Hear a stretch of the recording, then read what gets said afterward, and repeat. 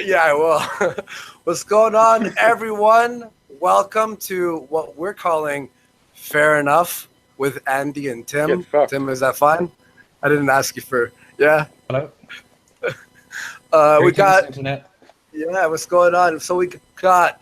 I brought in Bearing on the anti side, and on the other side, Tim brought in Bliss. What's going on, Bliss and Bearing? Not much. I'm doing okay.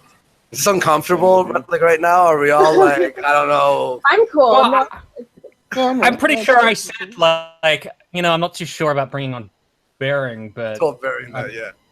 Man, if I'm always sure about bringing you on, man. I love talking to you. I don't know what your problem with me is, man. I'm a nice guy. Yeah. Well, I feel like if we start talking about it, that this stream will just derail instantly. Yeah, So. let's stand. I liked Tim. Yeah. I liked your when I was trying to convince you about like, no, come on, let's just like have Bearing on. You're like, all right, I'll ask Katie, and then you responded with, she said yes for some reason. I don't know why she said yes. I mean, and she said yes real fast as well. I was like, what? Yeah. I was like, fuck it. I don't have anything else to do. All I'm doing tonight is going over to a friend's house, and he's gonna make me food and probably play WoW, and I'm just gonna like watch Netflix. So why not? We'll just talk to Bearing, right? Yeah. Well, it's like who that guy is, right? Yeah. You didn't confuse it with. May I say the reason I wanted to bring Bearing on first, because Tim, I know you and him have some history with each other, not a very positive history with each other, and since this is a show, my seat.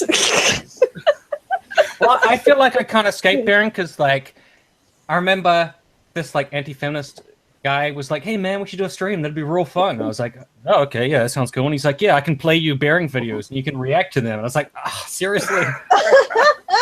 That's what you want to fucking do? You and eventually I can't agreed to it for an hour. It was just me whining, like, why do I have to watch this?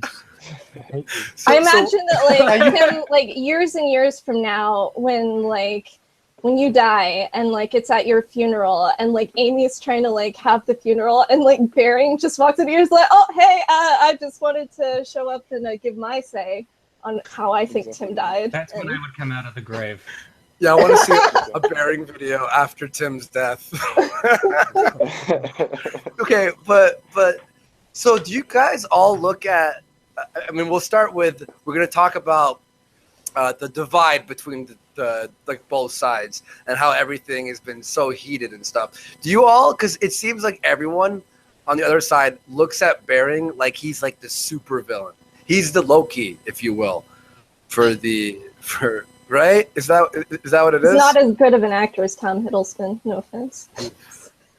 Well, to be fair, that's kind of what I me, go for. That's sort of it's just like there's like different ways that people talk online. One is just like a fucking food fight, and I feel like Bearing is kind of in that food fight of like, I made some videos going after Bearing, and I make videos going after Sargon and shit.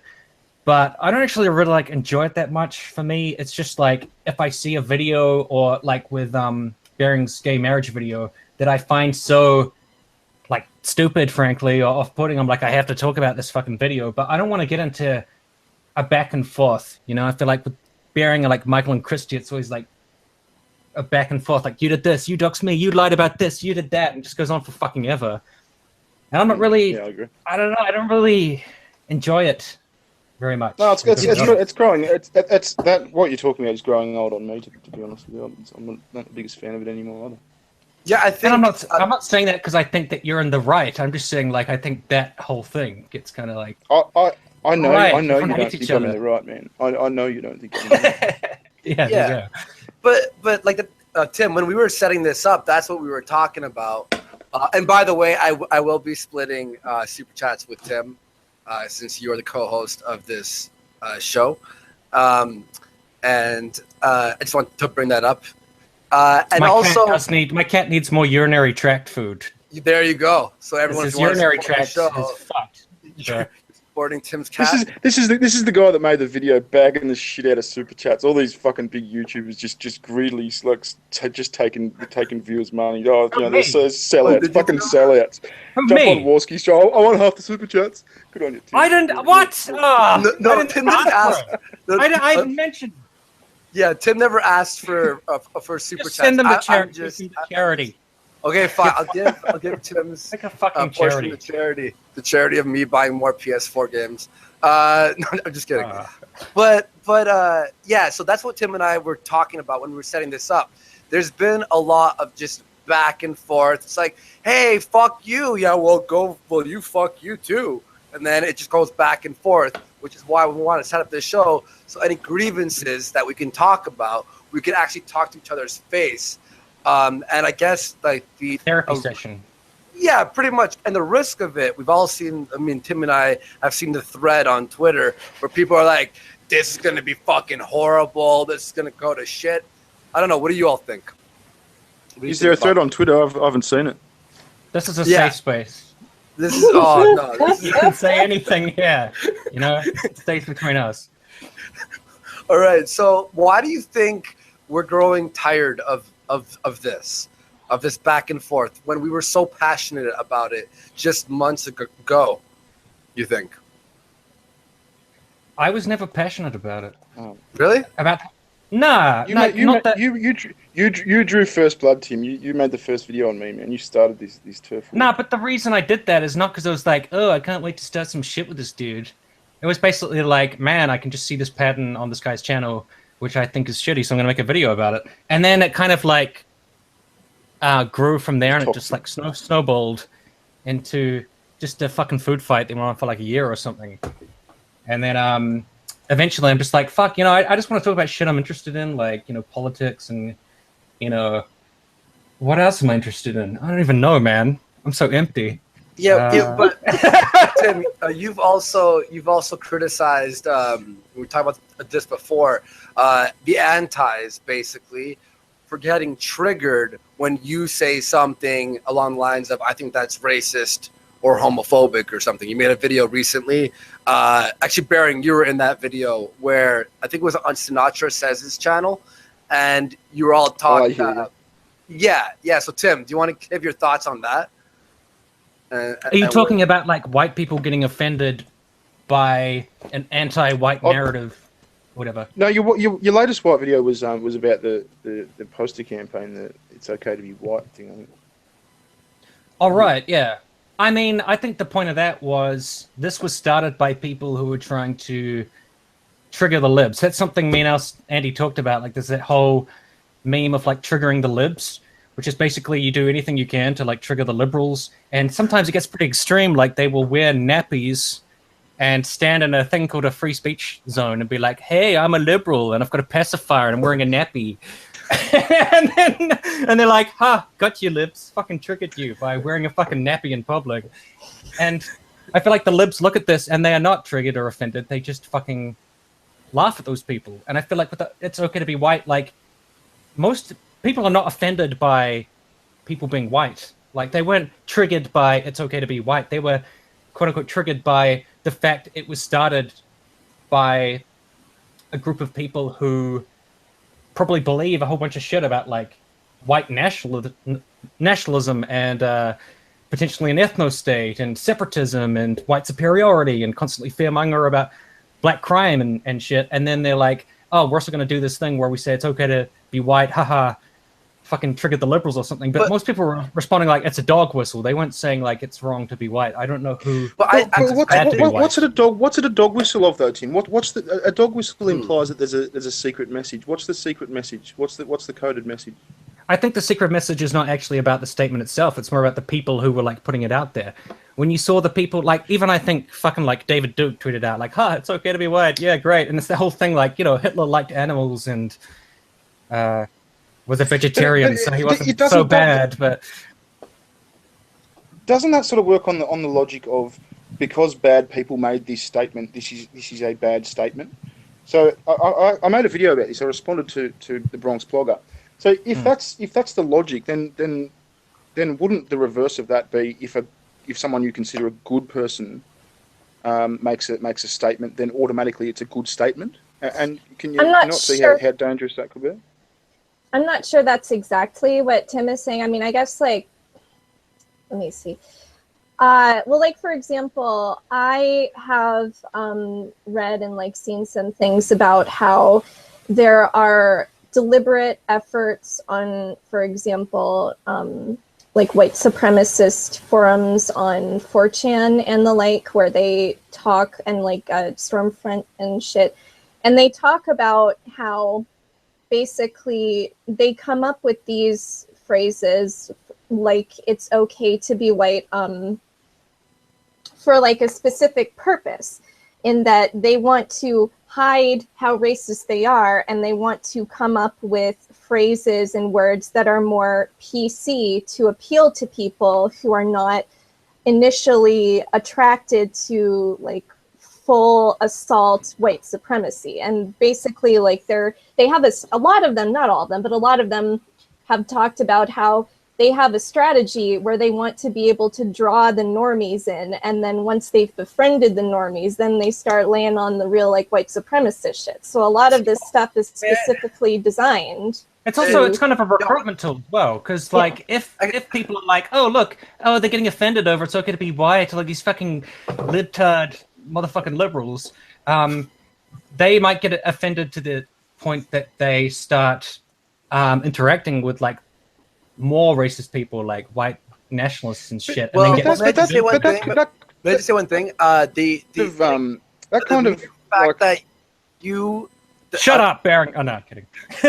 Bliss, the fact that you said that the people who made this are, you know, white nationalists or whatever, I think that's like the joke they're trying to like.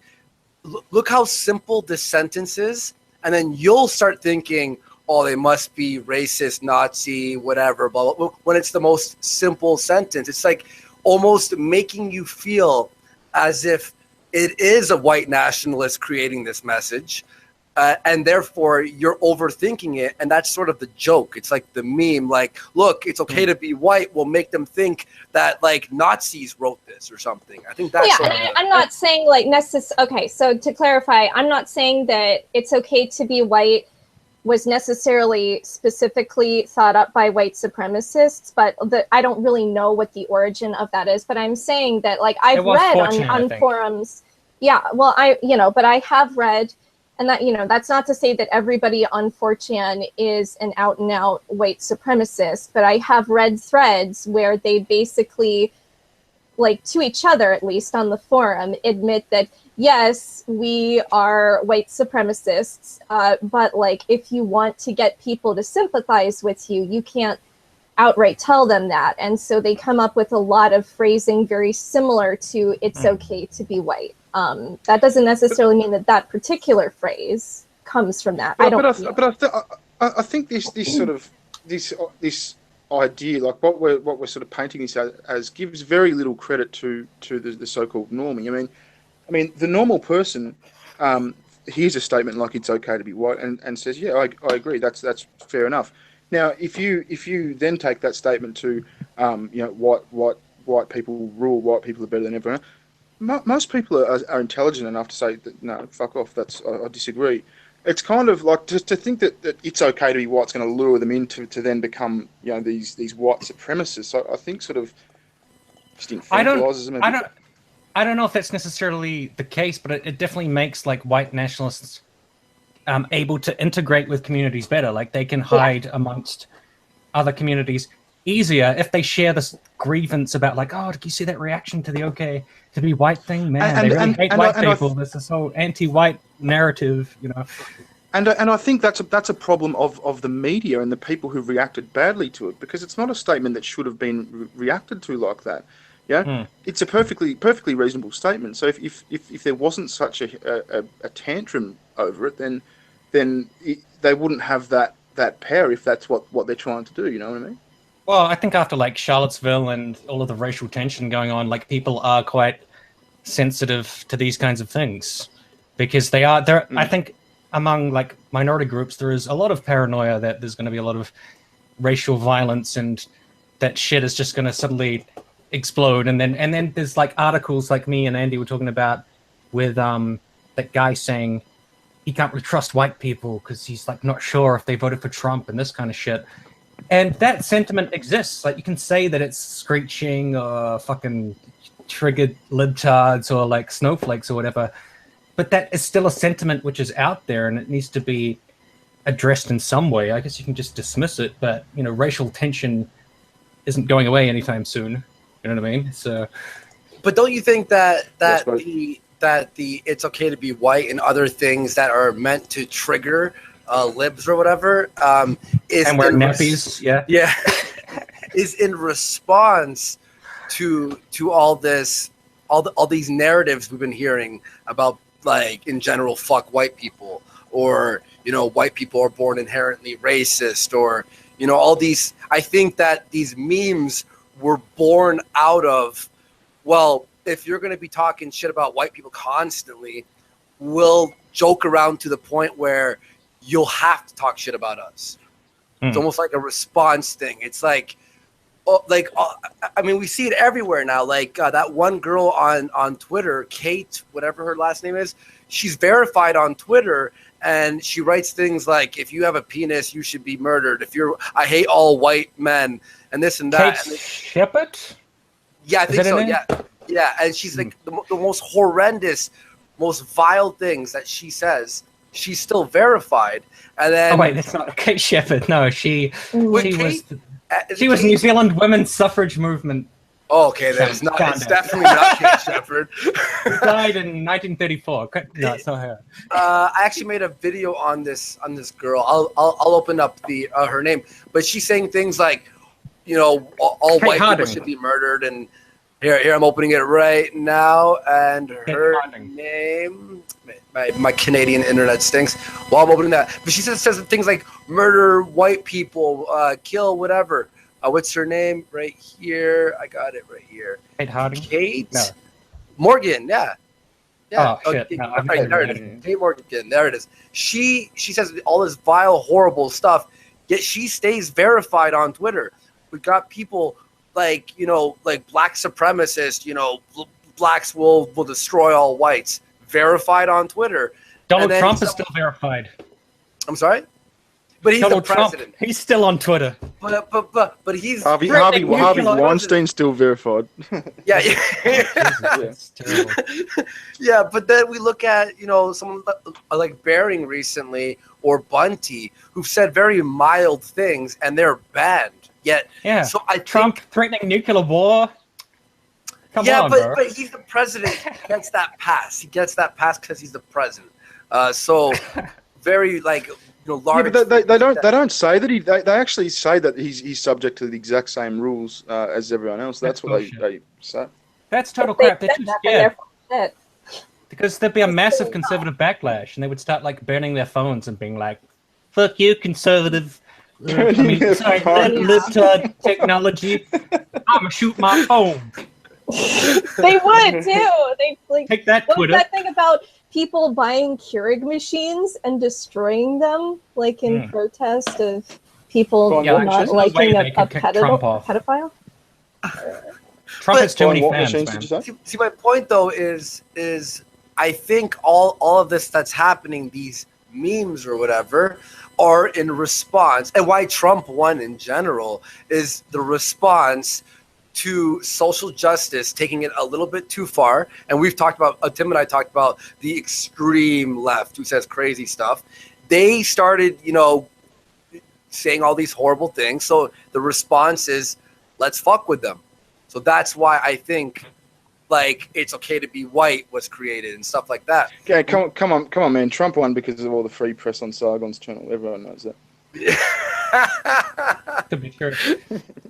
But like Bering was saying before, like if I don't like the people behind the thing, that makes it a bad statement. That's not what I was saying. I was saying like that is why people are reacting like that. They're not reacting because it's maybe a few fringe people will be like, it's not okay to be white or something, but I don't even know what the fuck that means. Like, what does it mean? Like, I am white. But that's. If I'm walking down the street, someone's like, "Hey, you're white." It's not okay. I'm like, All right. Well, that's the answer that I've heard many times, though, Tim. You say to people who sort of seem to oppose it, what's wrong with that statement? And the answer is, oh, white supremacists came up with it. It's 4chan. They're white supremacists. That's the answer that you get, and I just don't see that as totally. But I think sorry. Oh, sorry. Oh.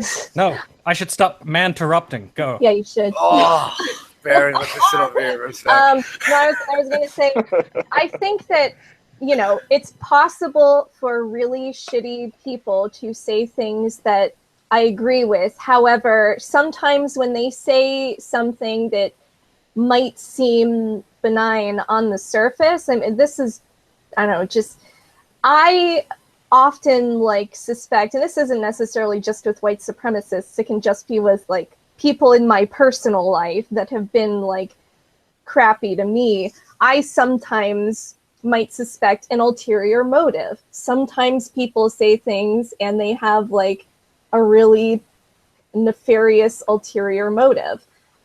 It doesn't necessarily mean that that motive is going to like result in creating a new Nazi Germany only in America. But you know, the truth is we can't really read people's minds. And if somebody has a history of being a really bad person, it seems rational to me to sort of expect that, you know, they're generally speaking not to be trusted.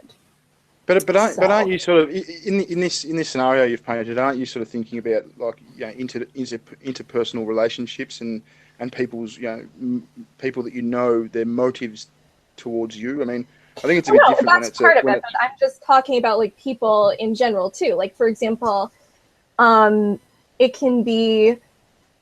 I can't think of an example right now, but I know that there have been like situations in the past where there have been like public figures that did something in the past that make me go, oh, I don't know about this person. I kind of have a bad feeling about them. And then later on, something else bad happens, or like they say something and, you know, something else happens. And I'm like, oh, I was right. And but we could use the exact same example with, you know, a lot of, you know, people in media who, and we're talking about like, you know, leftists who in media were talking about feminism for all this long time and always about women's rights. And now a lot of them are coming out as, you know, sexual assaulters, basically.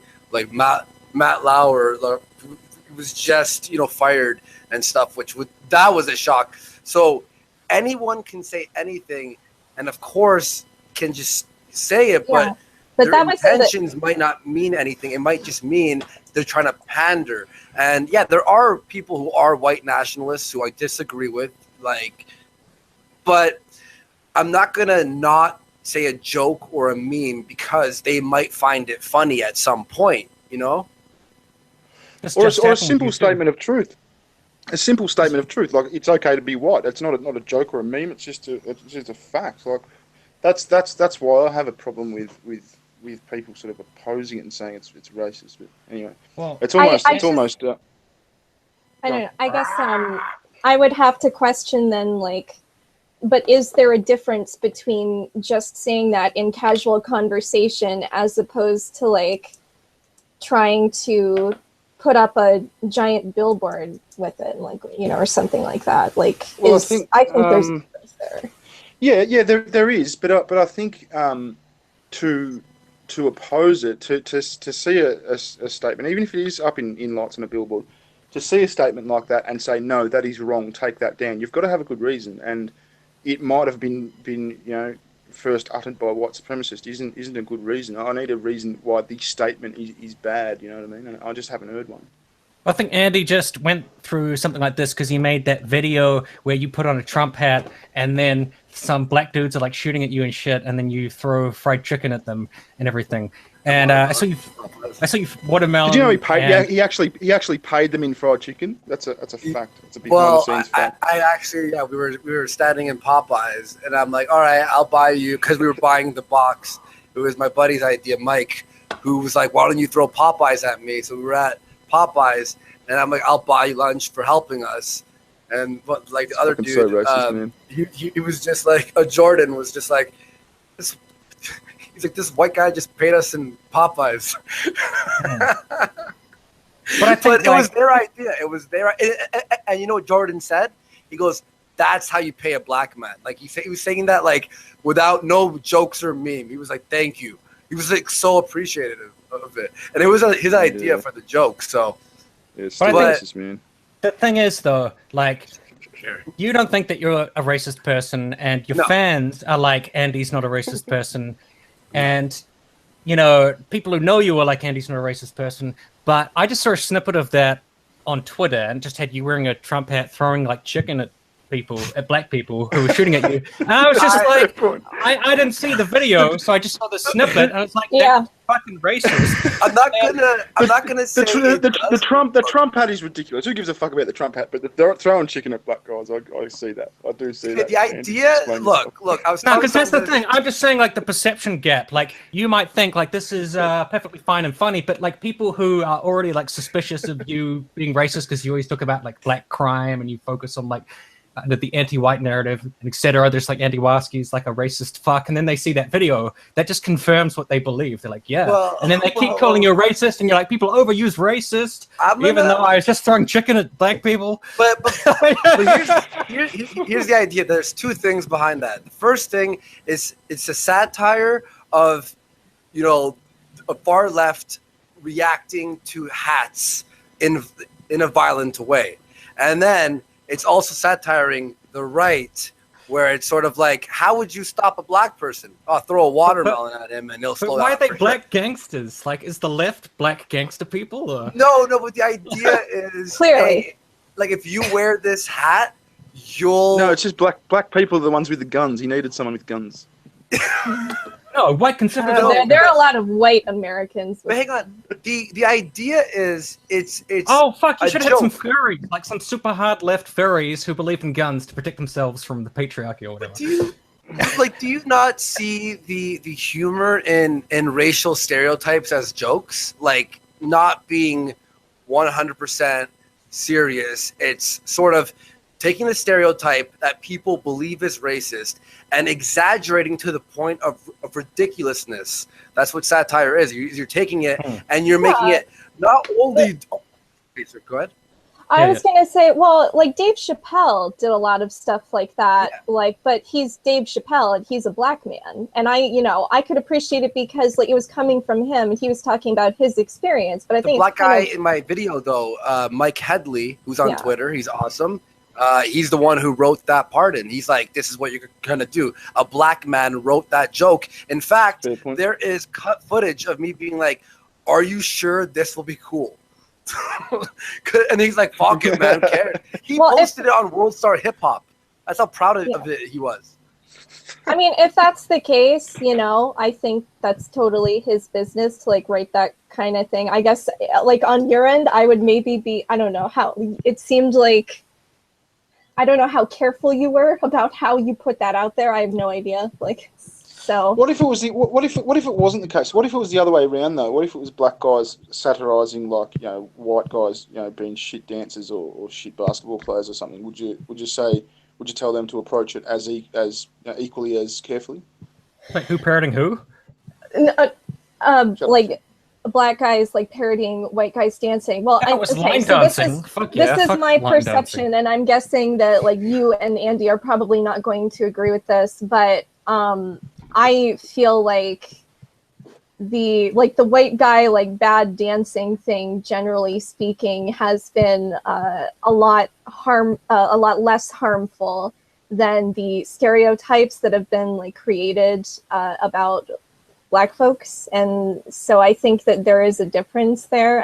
But personally, like, I like to make fun of myself for being white, and like I don't get offended when people like say that stuff. But that's because I don't feel like there are going to be any real negative social repercussions. Like when somebody makes like a white person joke to me, I don't suddenly think about all of this other bad systemic stuff that I have to deal with. And like, it's my impression that jokes like that can sometimes remind like people of color of the bad systemic stuff. Mm. That, Well, you know, Yeah, they and do. some people take comments about white people real personally. You know, like it's Yeah. about But you. what's harmful about the chicken joke? I understand the guns Yeah. thing, but what's harmful about the chicken? Because What- even Mike, Well- he said, he was like, look, I like making jokes about my race. I think it's funny, and I want people to know that I don't hear you throwing fried chicken at a black man. He's like, I see it as like a Dave Chappelle type joke, where Yeah. I want to make fun of my own race, and if we keep being like, oh, but it's gonna hurt their black people's feelings, it's almost like babying them into a sense of you can't take a joke about the own stereotypes about your race. But meanwhile, you say something about them having a big dick, they're like, fuck, I'm right on board. That's it. Yeah. But hang on a sec. Even if it wasn't, you know, with them on board, what if it was just you, Andy? It was just you, and it wasn't black guys. It was you just making a joke about the chicken thing. I don't understand what the harm with that is. I get the guns thing and all that. I get how that could be, you know, a bit hard, you know, like have societal effects and shit like that. But Okay, I can tell you the chicken thing. Okay, so this is, you know, and I could be wrong if, you know, I don't know, but my impression Now is I'm just that, hungry. Yeah, no, I want Popeye. no, but there was basically, I think, like, you know, the fried chicken joke, it's my impression that it's part of a wider spectrum of jokes like that historically have been sort of used to make black folks seem animalistic. And like, if you take the joke, you know, just at face value, it might seem innocent, but like in the past, things like that were like altogether were used to sort of like, I guess, demean black folks, and also like they were used as an excuse to treat them as lesser, you know. But and fair enough. However, now in 2017 heading on to 2018, I feel as if current year. That's Yeah, what I was thinking too, actually. generally Current the year. time it is now. It's 2017.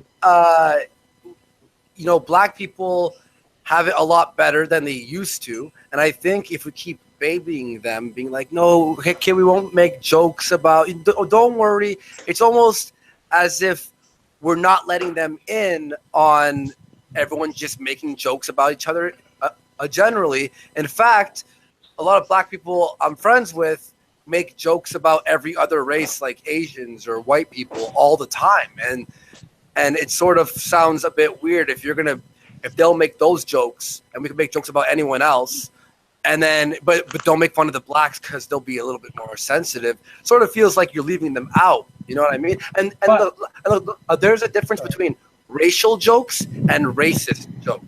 Being super racist, I mean, there is a fine line between being like making fun of a stereotype and then just being racist. I'll agree with that. But making a little joke about watermelon or chicken or something, it's not the same as, oh, I don't like black people and I don't want them in my neighborhood. That's a whole different line. You know what I mean? But I think like when we're dealing with the different sides, like I see lefty Twitter all the time because it's the kind of people I follow the most. So, my Twitter feed maybe looks different than you guys. And Probably. a lot of it is just being concerned over like the way people are. There's no one in our feeds anymore, man. They're all been kicked off. Oh yeah, that's true. They're all gone from the gulag. But like a lot of what I see on lefty Twitter is kind of like concerns about how things are depicted, or like how it's saying something about a minority group, or I don't know, how maybe men are like dominant and white people are dominant and shit. Whereas when I see like the skeptic, whatever shitlord side, it's more like you should be able to joke about anything and you should be able to say whatever the fuck you want, and like stuff should never have any fucking implications, and if you read into something too much, you're fucking triggered and you want a safe space and all this kind of shit. It's just two different conversations. Like it's completely different way of thinking about the world that are not connecting. Do you think that there is, the disconnect, like with humor or whatever, is we make racial jokes or whatever, sexist jokes or whatever, and then when we hear something against white people or the skeptic sphere or whatever, we get offended. Is that what you're saying? No, I'm not saying that. I'm saying like the focuses are completely different. You know, like how the Kilroy event's going to be like a free speech rally or some shit. You know, like, oh, it's all about free speech and saying whatever the fuck you want about anything. Whereas I feel like a left-wing event would be more like, let's talk about inequality in, you know, minority neighborhoods, and let's talk about the dynamic of, you know, society, and, you know, it's just completely different conversations. And then just longer words, bigger words. Well, like both sides try to interact, and it doesn't work because they're speaking different languages. Well, you know? yeah, I'd agree with that, because we looked at VidCon and all the panels were like women and harassment on YouTube, and how to, you know, create a safe space on YouTube. It was just all like things that I think are just way too sensitive. And then I'll agree with you on Kilroy. All the panels are Islam and, you know, things that are anti-regressive. But wouldn't it be better? Like, here's the thing is, with the whole, I think it was Michael Rollins, right? Is that the guy who Bearing, you made videos on? Yeah. So Michael Rollins. So it's one of Bearing's main characters on his channel. Yeah. Well, Michael Rollins was talking about how he doesn't want to debate Sargon unless, you know, they paid for everything and all that stuff, which I get that you guys were upset about it being a circle jerk immediately, but like I was telling you, Tim, was when we created that event, it was just between a bunch of friends after VidCon saying we should have our own thing to speak and say whatever. So when we set up the event, when Dave and Base Mom set up the event, all the featured speakers were the people in that initial conversation, and then we were like, open the doors for everyone. And I do like feel as if you guys misinterpreted it as we wanted our own thing, but we want as many of the opposing side to be there because those are the most interesting conversations, you know?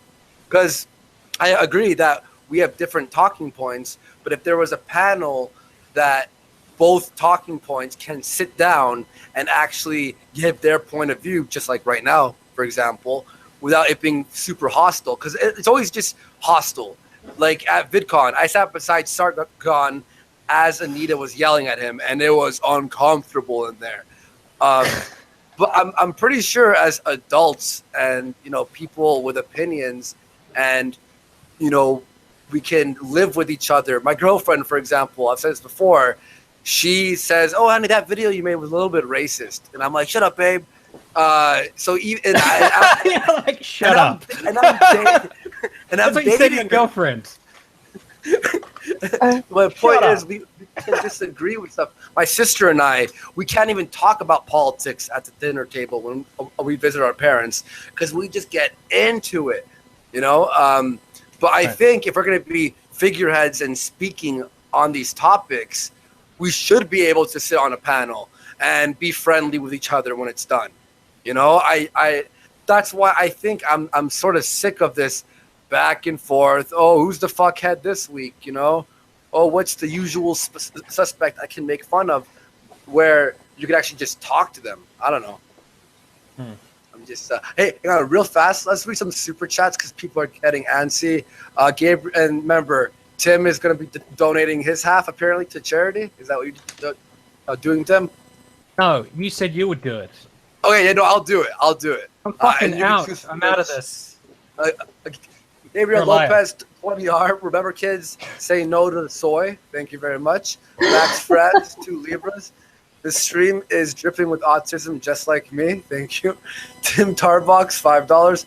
Public service announcement. The Tim on the stream is not Tim Tarbox. This is a different Tim. Thank you very much, Tim. Tob McKinley, $5. This is such a bullshit stream, Andy.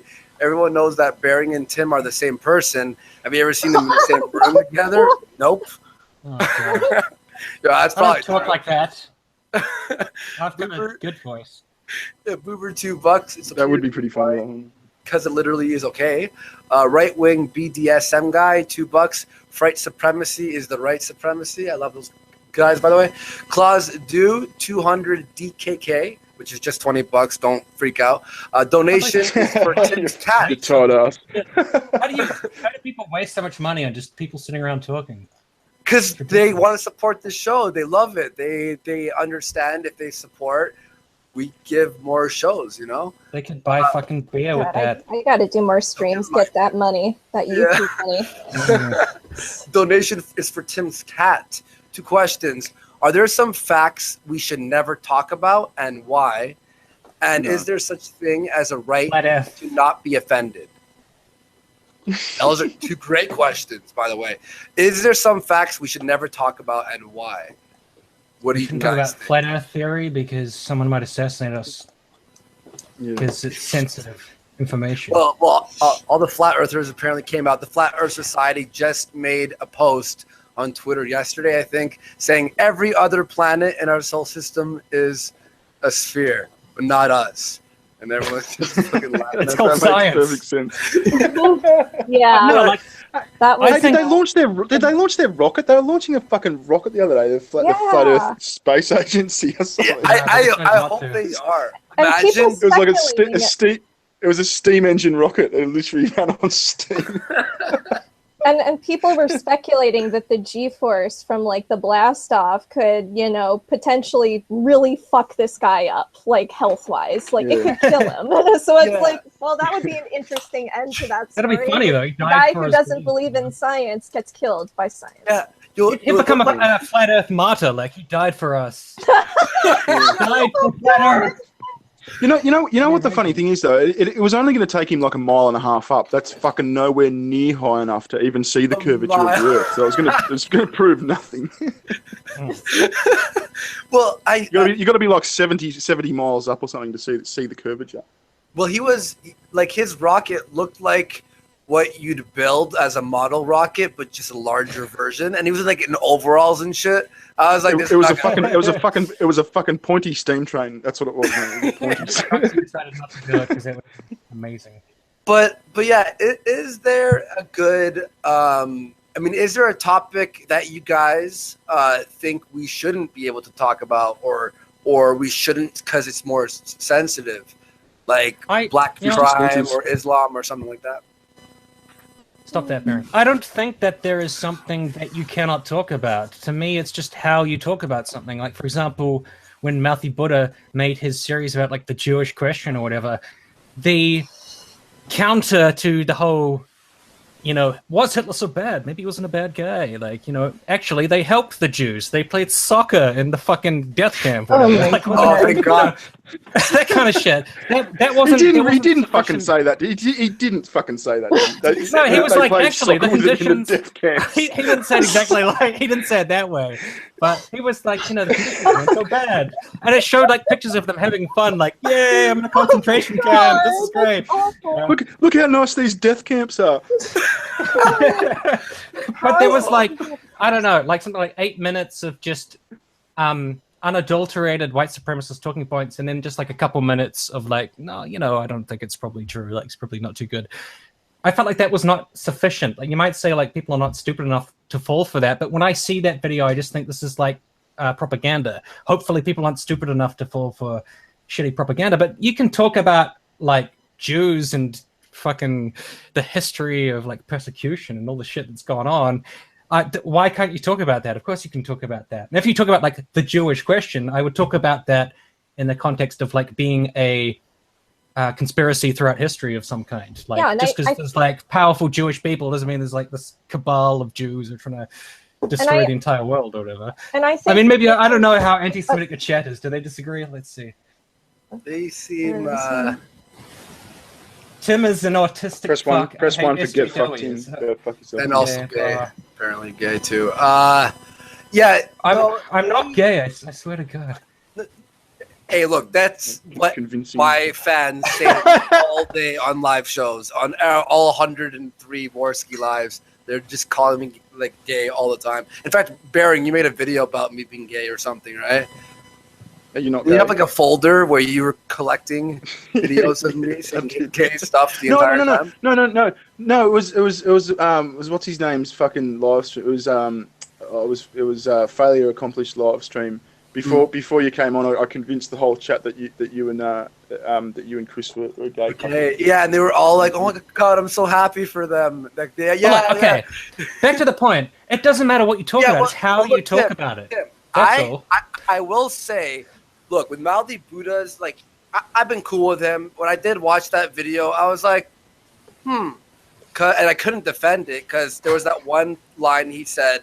The one line that I was really, because even if he said, I'm just asking questions, which, okay, fine, fair enough, you're asking questions. The one line where you know, with race realism, the average IQ of black people is lower than any other race. That's just average. We're not talking about individuals. It's just the full average, which, fine, if that's true with the bell curve, okay.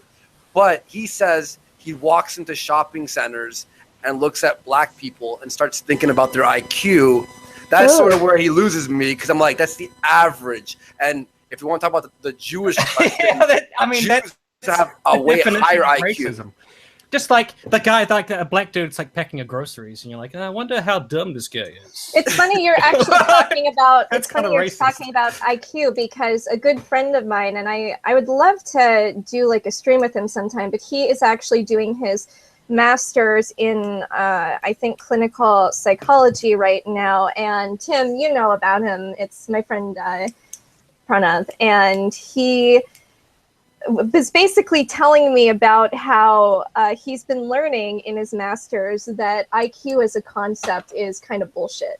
And he like tried to explain to me why, but it's like very complicated, and I can't remember everything that he said, but it's basically a bunch of like scientific jargon that he would have to like explain to me in layman's terms. Liberal college indoctrination. That's what that is. Exactly what it is, yo. So. God. But that's postmodernism, man. Getting into the schools is a big problem. Hey, Tim, would you speak to Mouthy Buddha about that? Yeah, you should. I guess so. I mean, Bunty did a stream with him. Yeah, so that's the thing, is because I wanted to actually, I was trying to get him on my show shortly after that video, but I guess he wasn't ready to be on the show and explain himself yet. He had to think about how he wanted to say things. So I'll try and have him on, because that would be an interesting conversation. Because I haven't watched part 3 yet. It's about porn. Is it? Part 3, the pornography chambers, the Jewish question. What? See, Jews control porn. Do you think he's trying to pander? Is that what you think he's trying to do? Whatever he is, I think it's he's doing a poor job, you know? Like, it's not robust. Pander to who, Andy? No, I'm just saying, like, because a big a criticism I'm hearing from the other side is, he's doing that while saying he doesn't believe in it, but the way he's presenting it is to sort of pander sort of to a more of an alt-right crowd, or like the far alt-right, which is white nationalism. I made a video about eating children. I don't know if you saw that. I was like, eating children, it's not something I agree with. But he did say he doesn't. They are kind of delicious. Just saying. But didn't he say? Tim, before we jumped on this stream, I watched a fairly good video of yours you made about a month ago about how much it sucks when you tell people what they think. Video. Yeah. Okay. Are you saying? What? What are you trying to say, motherfucker? Remember your gaslighting video? Vaguely.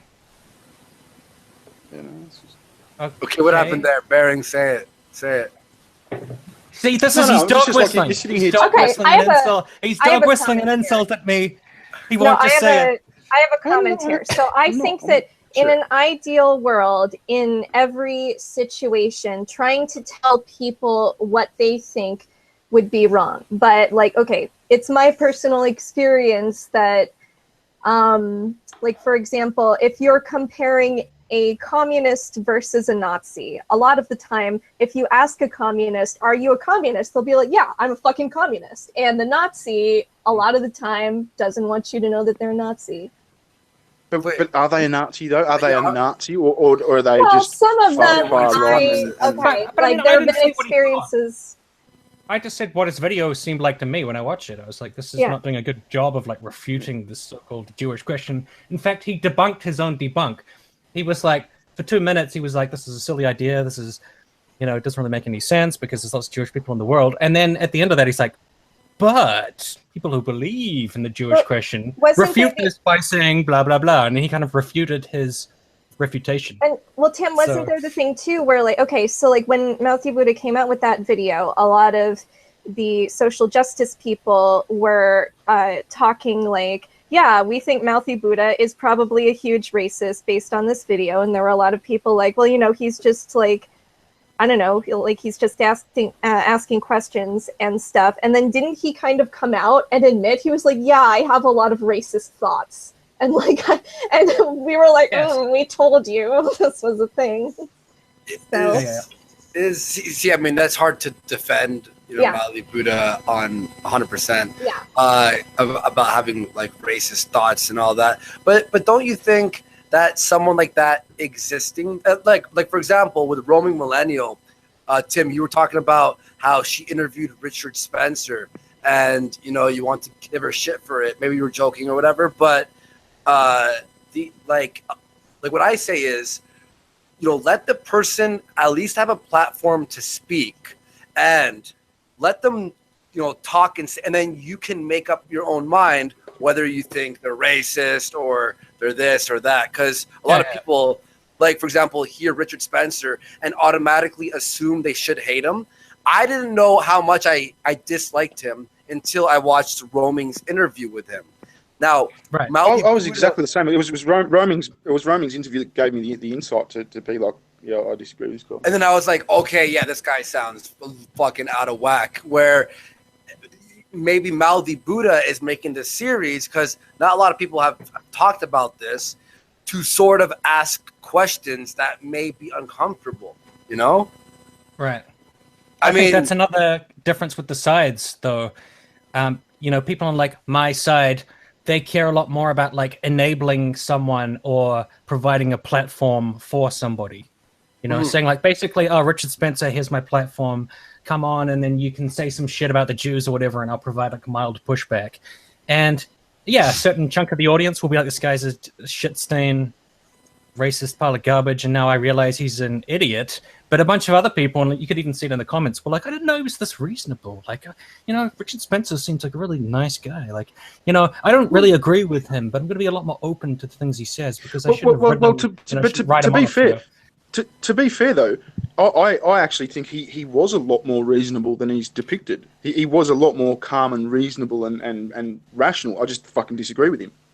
But he's painted like some fucking some monster that wants. Not everyone will have that reaction. Some people will be like, maybe I should, maybe I've been unfair to this dude. Maybe I should learn more about it. At least he still wants a fucking white ethno state, and even if he's polite and can talk some shit for an hour. And also, but like, again, that's just the perspective of how people are seeing him because he's being nice. Whereas a lot of our interactions in the past with certain social justice warriors were like more extreme, I would say. They've been very rude. They're very like mean people.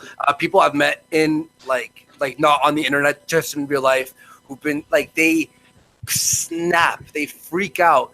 So when we look at that, we just see an unreasonable person who doesn't want a discussion, whereas someone on the alt-right, like let's say Edgy Sphinx, for example, or he's more on the right, will at least discuss these ideas with whoever, and he doesn't care if you question him on stuff, So maybe, but aren't they trying to red pill people though into kind of like race realism, fucking white supremacy shit, So they might have an ulterior motive of like trying to recruit and grow their movement. The other thing too. Some people will be resistant to that. Obviously, like Baring, who is a skeptical genius, but like other people might be a bit more fucking gullible. You know what I mean? No, I was just gonna say the other thing too to keep in mind about some people who are very calm and collected is that some of those people are calm and collected because they're very Machiavellian. So not all of them are calm and collected just because they're nice. No, fair enough, but. Maybe if and this was the perfect reason of having this type of like show was to have that calm and reasonable, because when I had Wooly Bumblebee on, that's where like the idea generated from, where a lot of people in the chat were just fucking piece of shit. But a lot of people messaged her and went, awesome talk with Andy. I disagree with what you were saying, but you seemed chill. And then she fucking turned on you. She turned on you Yeah, hard. that was a pretty bad turn. That was your new video about me. I'm fighting the good chat right now. And then oh really? Just look at the chat, Tim. They fucking Tim. They don't like you. Tim gets into like 4-hour debates on Twitter, and I'm always like, just literally, chill. except be a crime. Hey Tim. Tim, what are your thoughts? It's our chat, Tim. Hey Tim, have you been following the Laurier University thing? A little bit, yeah. What are your thoughts on that? It's twofold. I think that she is twofold, as in there's two sides of the story. No shit. Like no. You're as bad as the chat, Baron. What the fuck was I going to say? That's true. One side of it was everyone in the chat is me. She seems pretty insensitive to her own students, like in terms of like if their students have a concern or have a thought about something. I think that what they have to say is valid. They're at the university and they're taking the course. And if they think like she's presenting something non-critically or they're like, this is not really what I signed up for or whatever, that's something she should be open to and adjust. But at the same time, which is the other side. None of them said anything to her. None of them said anything to her. The other side. Yeah, no, they complained. The other side is that I think that the faculty kind of overreacted, and to have like a whole panel sit down where they fucking grill her for an hour or something was really kind of over the top, and I don't think they handled it well. And I think they recognized they didn't handle it well. They were like, yeah, we should have just taken it to the side and had a conversation with her instead of this fucking panel, you know. But she showed them like a Jordan Peterson video. It wasn't anything like, it was just that Jordan Peterson has said certain things, you know, about free speech and all that stuff. And I'm not going to call you by your gender pronoun, which it's sort of like they are mad that whatever he was saying is just him associated with what he said before, not what he's saying on that particular video. You know what I mean? Right. Like if she showed like a Mouthy Buddha video, like one of the most recent ones, you might be like, all right, like that's maybe a little bit too far. But even then, even when we're talking about white nationalism or anything that's extreme, isn't university? It depends on the context. Exactly. Like what if it depends on the class. What? Yeah, and if it's about history, about Hitler, and you want to learn about white nationalism because you're expanding your mind and learning about many points of view, isn't that what a university is for anyway? Isn't it partly to do with identity? Like, if you don't really care too much about like a transgender identity or movement or community or what people have to say about it, then you won't give a shit if they play a Jordan Peterson video. But if that is something that is very important to you, like how transgender people are represented, or you've got friends who are transgender, or you yourself are transgender, you're like, I want to be treated with respect, and I think this Jordan Peterson guy is kind of like anti-trans propaganda, then yeah, you might complain. So it really depends. I don't understand how Jordan Peterson's side of that debate was disrespectful to trans. He wasn't saying that he hates them or that they shouldn't exist. He was just saying he doesn't want to use the pronouns. That's he's got the right to do that, doesn't he? I guess, but I mean, in terms of like respect for a trans individual, they're going to see that as insulting, you know. It'd be like, you know, if I want to call, I mean, it's not exactly the same, but it is a little similar. If someone was like, I want to call like black people the N-word and shit, just freely. I don't think there's many people out there. By that. I don't think there's many. No, but like trans people do really care about this because they care about like if you dead name someone, if you heard of dead naming, that's like when you use the wrong name. It's the exact opposite to the black example you just gave me, Tim. Because with that you're saying it's like if you went around calling black people niggers, right? That's you're choosing to use that word. What some of the more extreme trans people seem to be doing these days is saying you must use this word. There's a particular word we want you to use. It's not don't use this, it's use this. Right, well, that example is only the same in terms of like how offensive it might be to that person. But I think what Peterson is saying on that is, you know, a lot, like we have, I think, up to 56 genders in Canada that are legal. Why is it my job now, within like a few months, like a year now, it pops up to remember everyone's pronoun when you could just make it up. Like, why can't it be what it is?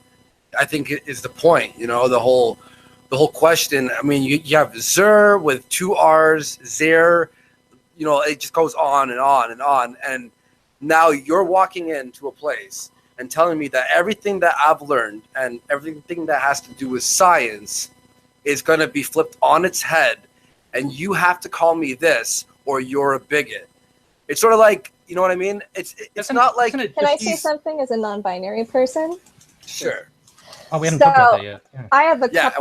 I have some feelings on this subject. Okay, so in some respects, when it comes to language, I can appreciate complexity and I can also appreciate simplicity. Like the pronouns that I have chosen for myself, I chose simply because I like them and they are simple and I don't want to change anything. Like, even though I identify as non-binary, people called me she, and so I was just like, I think that sounds pretty, so okay, whatever, that's cool. But at the same time, from girl to non-binary, but fine with the girl pronouns. Just because I don't think that words are inherently male or female. I just heard she and her, and I was like, that's pretty. I don't really associate that with, like, some people might associate that with being a woman, but I personally don't.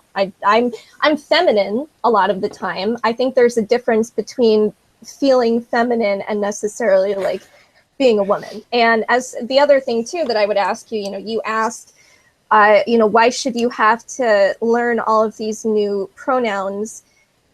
Well, why should you have to learn people's names? See, but that's different. Why is it different? Because it's about their personal identity. No, we're talking about... No, a pronoun isn't a personal identity. A pronoun is a shortcut to use, for a person you just see on site. You go, well, that's a man, it's he, it's a woman, she. It's a pronoun is a shortcut by its very nature. That's how like people decided to use it in the past, but clearly we're sort of like in a new version of humanity where large numbers of people are suddenly deciding, hey, we think that linguistically pronouns are linked to our personal identity. But hang on, the example with, well, we call people different names, why can't we call people different pronouns? Mm-hmm. I mean, the whole idea of a pronoun originally, and I'm pro-trans too, so if someone's transitioning, I'm totally cool with that, and I support them. I know, like, it's very difficult to have a few trans friends in my life. Disclaimers, get the fuck on. Disclaimers, so I don't sound, but besides that, like you use her and she, mm-hmm. You were born a female. Why are you uncomfortable with just being a woman? I can tell you why. I can give you my whole life story. It's quite interesting. Well, I think it is. Before you hop in that, let me just read some of these super chats. I see Tim's reading the chat as well. I'm fighting the chat again. Dude, stop it. Oh, but scum. Just stop it. Bear with Evan, $2. It's my boy Timmy. Tidy Cats, $5. The message was so benign, so meaningless. The instant attachment to white supremacy and Nazi ideology by the media and left was the whole point. And then he's talking about it's okay to be white. Milk my man tits, $10. Thank you. Andy, where's the chink? He's taking a day off. Metal Minister, $5. Tim, I'm conservative/libertarian and would never shoot my phone. It was expensive. Might have missed. Well, it depends how offended you get. Yeah. At a certain level, what choice do you have? General Auto, $5. Baked Alaska was banned from Twitter, but why was he banned from the Free Speech Kilroy event? He was banned? For what? Really? Who was banned? Is that what Baked Alaska? Is that I saw on the Kumite this morning that he did a 9-hour stream about it. That's hilarious. Well, you did? About what? Yeah, about how he was banned from Twitter or whatever. Wait, and did a 9-hour stream? Baked Alaska did a 9-hour stream after the ban. He was banned? Walking around talking to people, and they were just owning him just randomly. What was he like every time he talks to someone, he looks like a clown. 9 fucking hours, Jesus Christ. Yeah, that's ridiculous. But why was he banned? I think because AP Angry Pepe in the morning had a battle with Based Mama in the morning on this one show I watched, the Kumite on Tonkasa's channel. Maybe that's what it was about. I don't know. I I don't know where it's look banned. into that. Can someone just message me, like DM me or reply he's me on just Twitter? hilarious, man. Like he's just. Is he like super right wing? Is that what it is? Yeah, and his videos are just very entertaining because it's always him clowning himself constantly. Like he goes up to this old man, he's like, "Hey, old man, I got banned from Twitter. Like, what do you think of that?" And the old man's like, "Why are we yelling?" He's like, "I'm standing right here." And I was like, "This is gold." November buying $10. Yo guys, random donation. Thank you very much. And I'll read the last one and then I'll read them after. Kingslayer, Democles, $5. So because there are black supremacists who agree with Black Lives Matter, do you now not agree with the statement Black Lives Matter? Oh, that's a tricky one. That's true. There are a lot of evil Black Lives Matter members out there. Not all. Hashtag not all. But I mean, I've already said that I don't think it's okay to be white is a wrong statement, like multiple times. Like, You just think it's silly. I just think like the way that you use a phrase matters, not necessarily what the phrase itself says. And the intention behind why you're using that phrase, and also the context of like the political climate in which you're using that phrase, I think. Yeah, like even like Rudy Giuliani would always say, like, we have to restore law and order. We have to use law and order, and law and order became kind of like a buzz phrase for, I'm going to be tough on black crime, and I'm going to do like the war on drugs. I'm going to clamp down on all this shit. Black Lives Matter, they've burned down their own cities. They've attacked white people. They say derogatory things to every other race but black people. They've done a lot of horrible things. And, their context of Black Lives Matter, like they'll defend Mike Brown, who attacked a police officer in his car, tried reaching in the window and reached for his weapon, got shot. And they're like, justice, hands up, don't shoot Mike Brown, when it was clearly a criminal who was shot. And then there was that other one where they burned down their own city, like 5 places, a bank, a gas station, all this stuff. And they're like, we want to see the footage. They released the footage, and it's a black officer who shot the guy. And he asked the guy to put the gun down 17 times. I had a video about it. That's why I know so clearly. And I don't think a movement exists where a bunch of people haven't done some shitty things in the name of that movement. It's just a question of how prevalent do you think that is in Black Lives Matter, and you probably think it's more prevalent than I do. But certainly, people have done shit things in the name of Black Lives Matter. Yeah, I mean, and people have done shit things in the name of feminism. Is Richard Spencer burning down like cities and shit? No, but I would some say Nazi, it's different because he's creating more of a climate of fear in certain environments. And I need to stop interrupting Katie. So sorry. We interrupt each other. So it's co-interrupting. Yeah. If you want to just say your point of view on that, and we could just move on to non-binary if you want. Yeah, no, I was just going to say, I don't think Richard Spencer has said this specifically, but I know that there have been some people who were like white separatists and or white supremacists who said like, we will kill these people if we have to, or like they've said this like on, and black people have said that video too in BLM as well, right? No, and they're both. Well, I was just saying that in response to like you said Richard Spencer was not burning down things, so that's all I was. But there are a segment, of course. I think was it Millennial Woes who said he wants to blow up ships coming with refugees on them. And I was like, he said torpedoes. I was like, that's a little bit too extreme. I'm not down with that at all. Like extreme vetting, I'm down for on refugees because you have to. But blowing them up, I don't know. My personal opinion, or just sense of it, is that the alt-right is more inherently corrupt than Black Lives Matter. But I also acknowledge that people have done shitty things in the name of Black Lives Matter, and I can see like Andy disagrees with that. Well, I just think, I mean, look, people act as if there's like this white nationalist epidemic happening when it's not happening. In fact, it's an epidemic within the alt-right, like in the alt-right. Yeah, within the alt-right. But then at least they're, just going white ethno state, which no one, but no one's listening to them. No one's like, what, those white nationalists make an awesome point, except for other white nationalists. But then Black Lives Matter is actually, there's classes teaching about I think it was one university teaching about toxic whiteness. There's yeah, that's a good point. Harvard has actual dorm rooms where it's only black people allowed, or a black only graduation. That's what it was. There's all these things that Black Lives Matter has actually affected, and Richard Spencer and that crew, everyone looks at them like a joke. You know what I mean? And they're not. It's you'll like this word, Tim. You'll like this. It's institutional. With Black Lives Matter and what?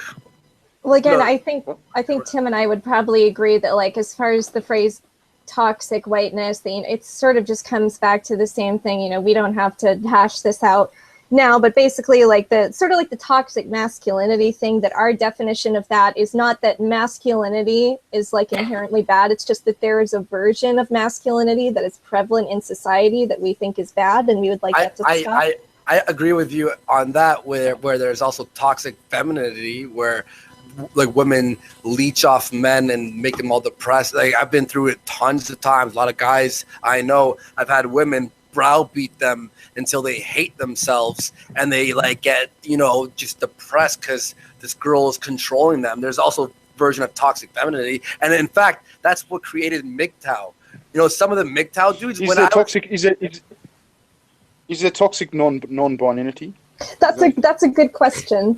I don't know. That I honestly. It's actually funny. Good one. Yeah, I have no idea. I would probably have to think about that more. I mean, there are definitely toxic non-binary people, because anybody can be toxic. That's my point. So why I've always thought that toxic femininity could be a thing. I don't know.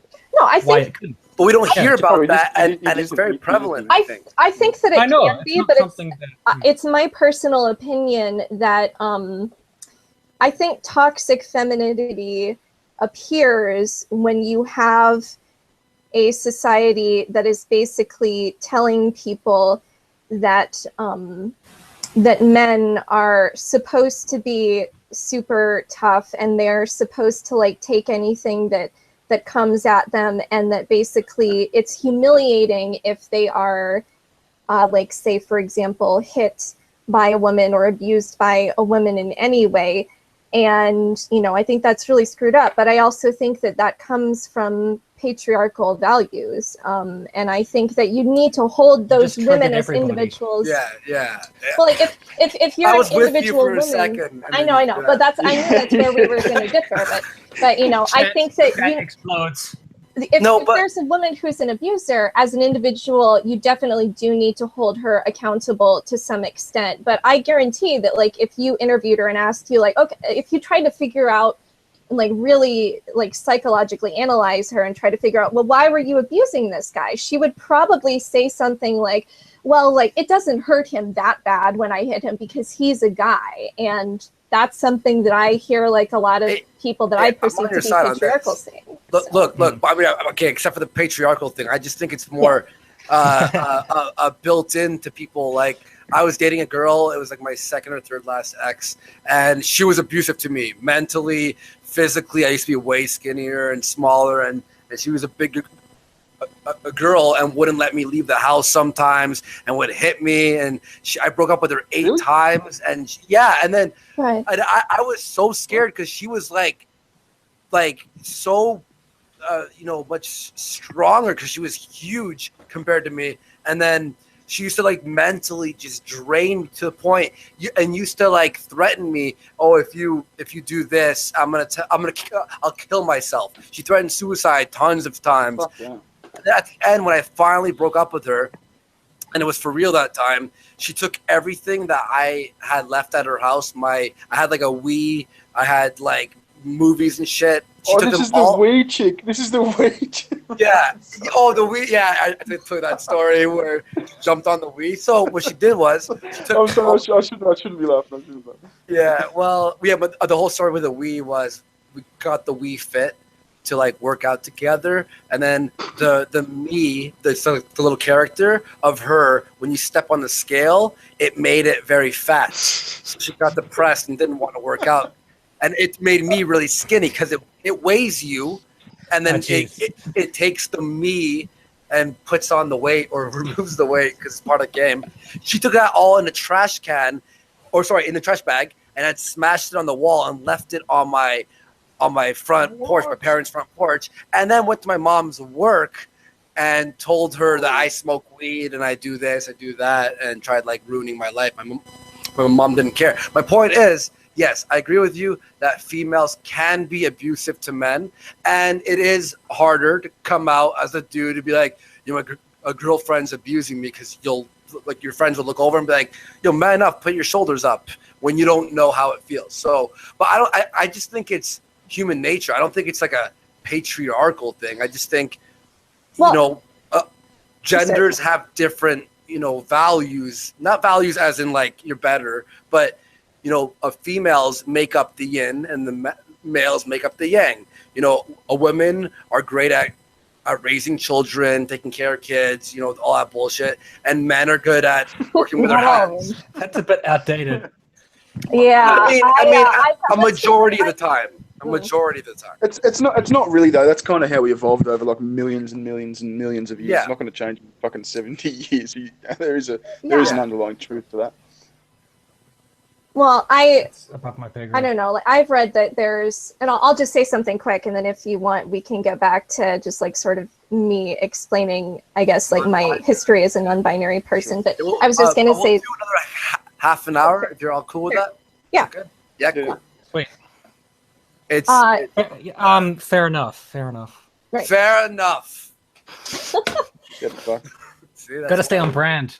Yeah. So just one last thing on toxic femininity. I sort of more I acknowledge your point, Andy. I think you make a good point, but I sort of more see toxic femininity, if there was one, to be more when women are sort of encouraged to be the victims, when they're told that they're the victims, and any little thing is a crime, and do you see what I'm saying?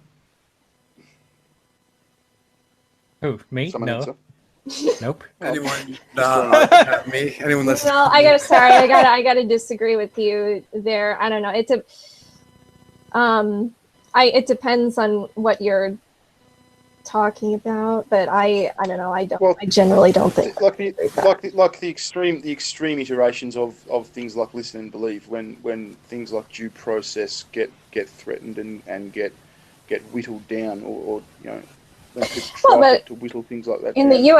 in the USA, I don't know about other countries, but in the USA, I don't think that's really not being threatened that much. In fact, there are some articles now talking about how basically police are being retrained, because historically, basically like the way that, for example, rape victims were interviewed is that it was less of an interview and more of an interrogation. And there were like a lot of police officers that, rather than just asking questions and gathering information, they would ask questions, then they would imply or outright state whether or not they thought the woman was lying, which is completely inappropriate, completely disgusting. So they're basically, they have to retrain police officers to be neutral, because police officers, generally speaking, from like my experience and personal anecdotes, and also like the new training programs that are being implemented in a few states, is that they haven't really acted in unbiased ways. They've also relied on pseudoscientific body language reading to try to figure out if women were lying, when like the truth is that different people physically express their trauma in different ways, and there's like not really a one. But there has to be speculation, because if we're going to use a personal anecdote, my buddy broke up with his girlfriend on her front porch. She was like, no, and then he's like, no, okay, we're over. And as he was walking away, it was in the middle of the night, she ran out of the house and started attacking him, just grabbing him and stuff. And he's trying to hold her back with her arms. And then a truck was driving by. It was like a few dudes in the truck. It was like a pickup truck. And then, I'll say truck one more time. And then she screamed out rape. And then the truck stopped, and these dudes came out, beat the shit out of my buddy. Yeah. He went to court for rape allegations, and they figured out that she was bullshitting because he had text messages and stuff, and he had told people he was planning on breaking up with her, so they had figured out that she obviously did that in retaliation. So police officers obviously, well, like when a girl, if my friend told me that she was raped, I would obviously sympathize with her and I would be upset. But police have to have that non-biased opinion and sort of question it, because this does happen and it's not as rare as it may seem. But there is the other hand where I see your point of view, whereas the women who are actually victims, it's unfortunate for them that they have to deal with women who have been lying, which creates the speculation. So I agree on your side too, but police have to be unbiased regardless. Well, yeah, no, I agree with that. I'm just saying that recently, the police have used a lot of very pseudoscientific and non-biased techniques to interview potential rape victims, and they have been a lot of the time biased against the rape victims. And I would prefer a system. How do we know that? Is there like stats on that, or? I don't have any on me right now, but I was reading something about it the other day. I think it was. I don't remember where it was. I've got a clear example of the opposite, or of a way that things like due process are being whittled down. What about when it comes to sexual assault and sexual harassment on college campuses? See, the way that they handle that is they basically have a mini hearing inside the university, and they go by a preponderance of evidence. So if it's more likely that whatever the complaint is happened, if there's more evidence pointing to that, then it's judged as yes, it happened. Whereas in a court, it's got to be proven beyond a reasonable doubt. So there's this situation where if you're in college in America, at least, the standards that someone's got to present against you, the case that someone's got to make against you is so much so much easier than, or so much a lesser standard than a court of law. I don't think that's fair. Why should there be different standards for college? Yeah, I don't know as much about that. So I'm not sure. Like at face value, just from like that, I guess, I don't know. I would have to think more about that. No, so I honestly don't have an answer for you. It just creates a situation where a guy can have an accusation leveled at him, and even if in the situation there's not enough proof to a court couldn't convict him. There's not enough evidence for him to be convicted in court. The exact same scenario, the exact same evidence can get him expelled from school, can ruin his academic and his career prospects and all that. I think wouldn't this be completely like mix and match between different schools though? Because I think in some school environments, no, I think it's got. I think away with a lot of shit. I think it's got to do with that article. Is it Article 9 or something? I think it's a fairly standard thing across all schools. Across all. I'd have to see some statistics on that or something. Yeah, I think that's well. I'll find some. I think where you're getting at too. I mean, besides being kicked out of school, is my buddy, when this happened to him, for a month, him trying to explain to his friends, I swear to God, I'm not a raper, man. I'm not. His parents, like, it ruined his life for like half a year. And even when he was acquitted, because it was bullshit, there were some people who still looked at him like a monster, as if it's like accusing someone of being a pedophile. Well, like, you gotta look at.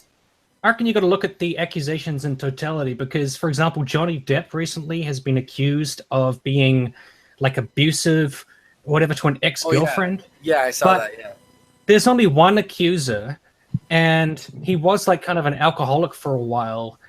And even if he was abusive to this one person, like 4 other girlfriends have said like he was fine in our relationship, and he wasn't abusive to me, and he was very respectful. What if he was going through a bad phase for a year where he was being like kind of shit to this one person, does that mean that his entire career should be thrown out? And it's not about him abusing his position, from what I can see. It's just an ex-girlfriend, you know? So on that, I was like, in terms of just the information I know about Johnny Depp, I don't know if that's enough to just throw him out as a person and say, like, he's like Harvey Weinstein or he's Bill Cosby, you know? Yeah, or the Louis C.K. situation where you know, I don't know, man. He was masturbating in front of all these women. That's no, but weird. yeah, okay. First of all, asking a woman to masturbate in front of them is horrible, and no one should ever do it, especially at a workplace.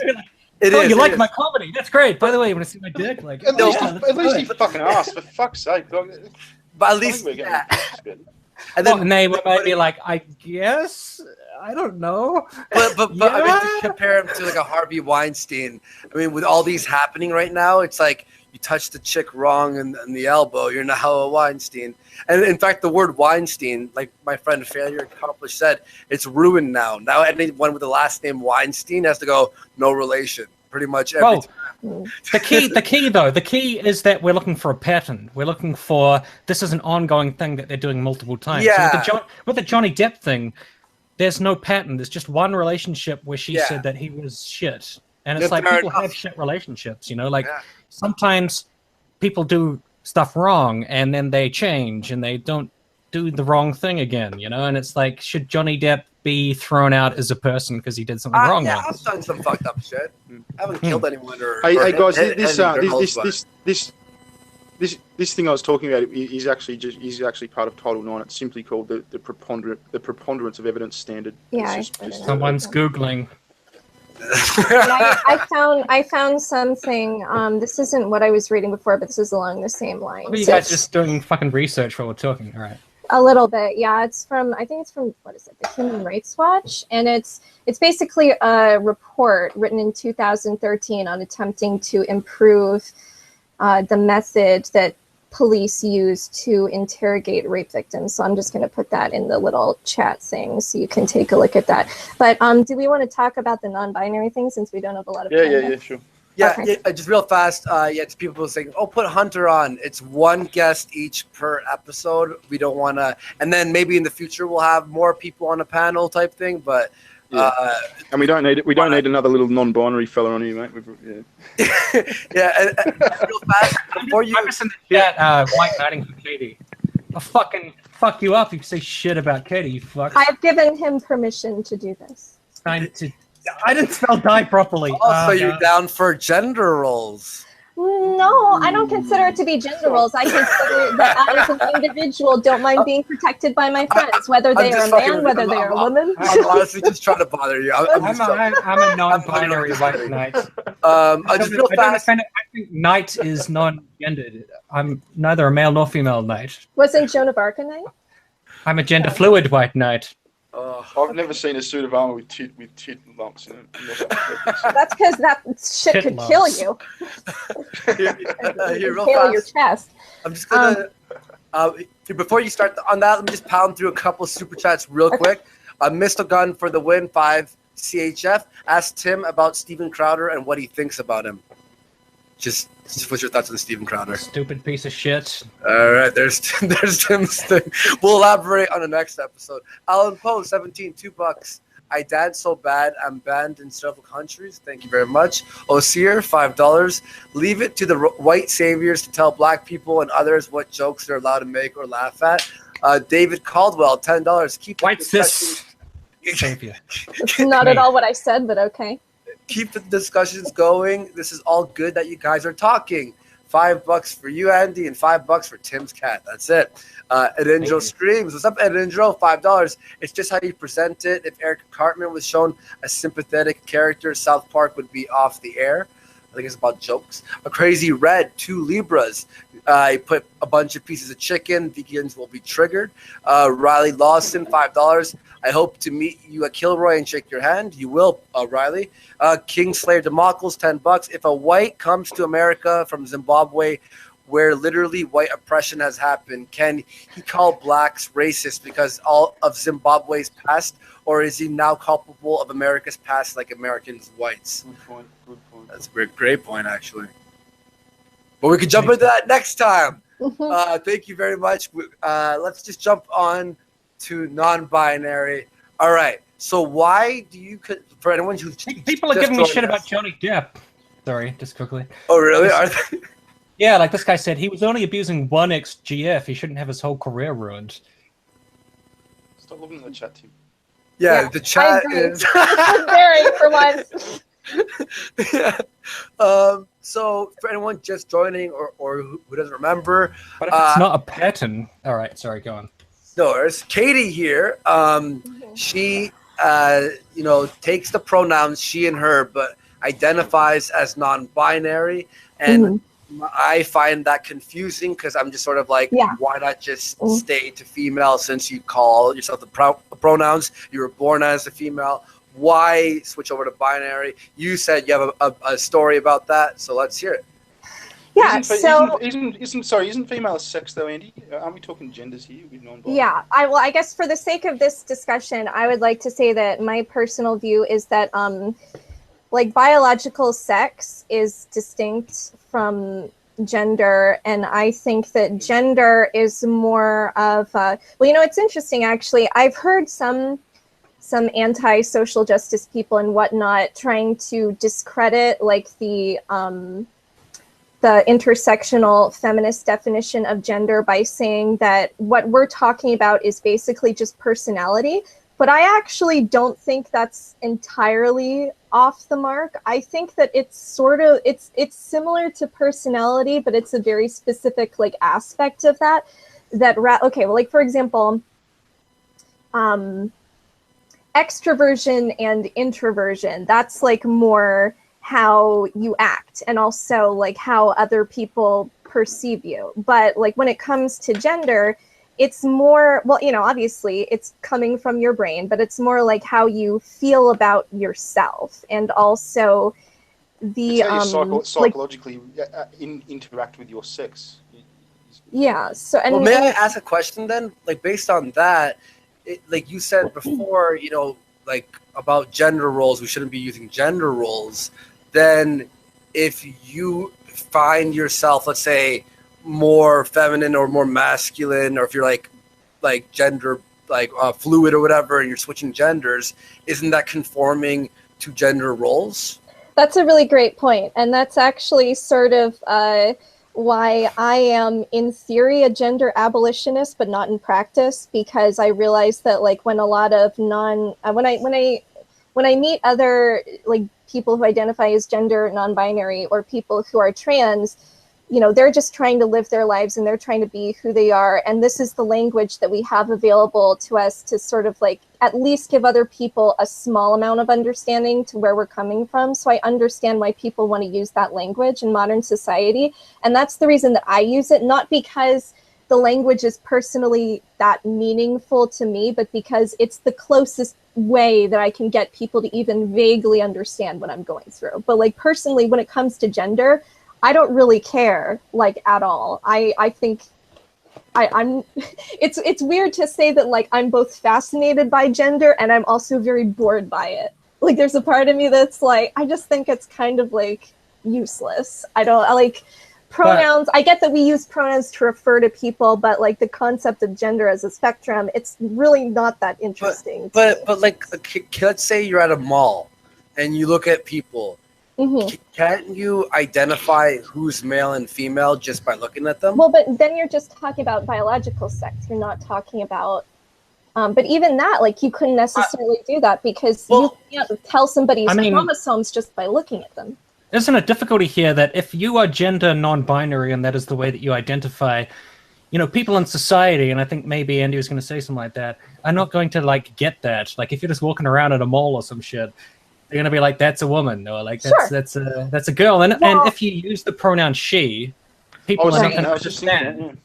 People are not going to understand. Like, what is the gender non-binary part? Is it just a personal feeling about how you relate to gender?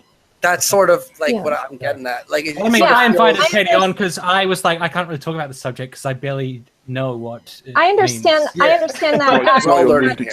But I guess like in that situation, I guess in my ideal world, like you would meet you would meet new people and you would exchange pronouns, and then you wouldn't give it a thought other than that, except, well, like, okay, if they mention to you, like at some point in the time that you know them, that they feel like a woman or a man, then I think it's okay for you to refer to them as a woman or a man. But if they just give you their pronouns and they don't tell you that they are a woman or a man, I think it's just safer and more polite to just refer to them as a person.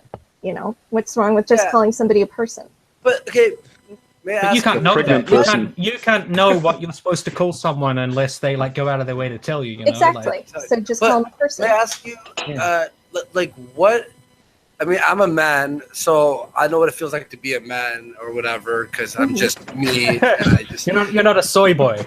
Yeah, no. No, it feels like the fucker man too.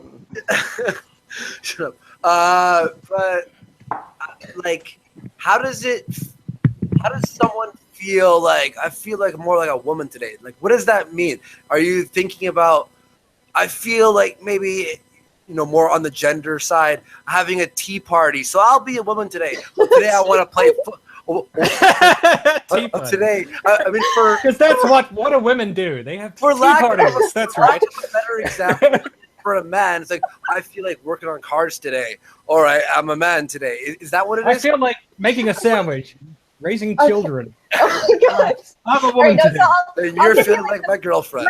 Maybe this will help you understand a little better. I'll give you the background of basically how I realized that I felt this way. And okay, so I am currently almost 27 years old, but the first time that I really realized that the words, like, to be clear, I guess I would call myself gender fluid, but most of the time I feel like I'm agender. I feel like I'm absolutely nothing. Like sometimes I feel like womanish, and like occasionally, like once in a blue moon, I feel more like, I guess, what you would call traditionally like masculine or a guy or something. But for the most part, I just feel like I'm nothing. I'm just Katie Mother McFucking Shay. That's who I am. And that's gender though. Well, yeah. I guess they. But, I guess what I'm confused about is why not just use the term gender to mean, you know, sex, like you know, what you were born as. Why does it have to be like, you know, female and male doesn't have to mean biological? We could just create this feeling that you can't even really explain. Like, it's hard to even explain. So that's why I can't feel that, you know, and it's harder to empathize with that because I don't feel that, you know. I understand. I think the reason I could be more understanding towards like trans people is because I see the work they put in. They try and like look like the part, they act like the part. You know, like Blair White, for example, you'd see her in the mall, you'd be like, that's a female. Well, you see, that's where I disagree, because for me, trans is something that I can understand very well, because I guess it is more part of the gender binary, like, I am a man, but I feel like a woman, and that's the way you live your life. I mean, Barry's probably going to snip that out or whatever. And then we can say, I'm a woman. I wasn't. Oh, now you are. I'm a woman. I feel like I'm a man or whatever. And for me, that's very simple, because whether they have like past or whatever, or look like a man or look like a woman, like they are very clear about who they are. And I find that easy to understand. Like, well, like, oh, okay, you are like, I'm a woman. All right. Like, it doesn't matter if you pass or anything. That's just like, that's your identity. But I feel like if you're non-binary or gender fluid, that it can't be really like pinned down. So it's more. Well, yeah, exactly. But the thing is about like human experience and, I don't know, these concepts of gender, I don't think it can be easily pinned down. You know, there are some people who feel very, like for them, like their gender and the way that they view themselves is in line with traditional societal notions, and it's a little like more like simple, I guess, relative to a gender fluid person. And that's fine. Like, you know, no issues with anybody who feels that way about their gender. If you are like a cis man, cis woman, whatever. But the fact is that there are large swaths of people, of the human population from every culture, who have never felt that way about their gender, and they're not harming anybody. And so, like, why should we not respect that and realize that it's a huge part of the human experience? Well, you can be whatever you want. I don't think me and Andy certainly don't have a problem with. I think the problem here is like the societal perception of who you are. Like if it's not up to me to decide what other people want to call themselves and shit, but there is going to be like a perception of who a person is, and I think if you're non-binary, like, people are going to be confused as to how to approach you or whatever. And I don't know if we're not going to abolish gender anytime soon. Yeah, I know. But also, I feel as if I've been called, transphobic or whatever for bringing up certain questions. Like, I'll be like, "What does non-binary mean?" And they're like, "You cis scum. You like what? What do you mean?" And I'm like, "It's not like it's." And I just want to read Hunter Avalon piped up here. He was triggered enough to donate $10. These guys are super confused. There are only two genders to match the only two sexes. Right. Well, trans people are proof of this. You can only go two ways. There are many different gender expressions, however.